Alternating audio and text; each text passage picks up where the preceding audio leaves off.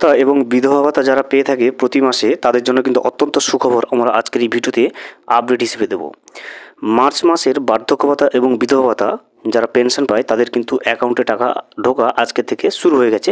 সেটা কিন্তু আমরা ব্যাংকের স্টেটমেন্টের সাহায্যে প্রমাণস্বরূপ আজকের এই ভিডিওতে আমরা দেখে নেব। ভিডিওটি বিস্তারিতভাবে দেখে নেওয়ার আগে ছোট্ট একটা অনুরোধ, যদি চ্যানেলে নতুন হয়ে থাকেন অবশ্যই চ্যানেলটা সাবস্ক্রাইব করে রাখবেন এবং নোটিফিকেশনটা অল করে রাখবেন এই ধরনের সমস্ত আপডেট সবার আগে পাওয়ার জন্য। চলুন আজকের আপডেটটা আমরা বিস্তারিতভাবে দেখে নিই। এই মুহূর্তে স্ক্রিনে যেটা দেখছেন সেটা কিন্তু একটা ব্যাংকের স্টেটমেন্ট। এখানে আপনি ট্রানজ্যাকশান যে ডেটটা সেটা কিন্তু দেখুন, এখানে ট্রানজ্যাকশান ডেটটা 5/3/2025 অর্থাৎ মার্চের 5 তারিখে কিন্তু ট্রানজ্যাকশানটা হয়েছে। এখানে আপনি ডিপোজিটটা দেখুন 1000 টাকা ডিপোজিট করা হয়েছে এবং তারপরে এখানে ন্যারেশনটা আপনি দেখতে পাবেন, দেখুন WCD উইডো পেনশন, অর্থাৎ এই যে 1000 টাকাটা যেটা ডিপোজিট হয়েছে সেটা কিন্তু উইডো পেনশনের পক্ষ থেকে কিন্তু ডিপোজিটটা হয়েছে। অর্থাৎ মার্চ মাসের যারা বিধবা ভাতা এবং বার্ধক্য ভাতা প্রতি মাসে পেনশন পেয়ে থাকে তাদের জন্য কিন্তু অত্যন্ত সুখবর।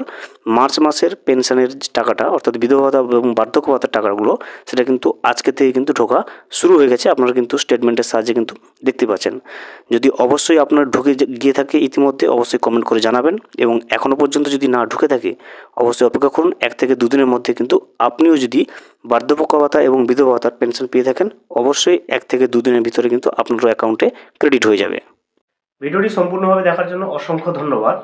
এখনও পর্যন্ত যদি চ্যানেলে নতুন হয়ে থাকেন এবং সাবস্ক্রাইব না করে থাকেন অনুগ্রহ করে চ্যানেলটা সাবস্ক্রাইব করে পাশে থাকবেন।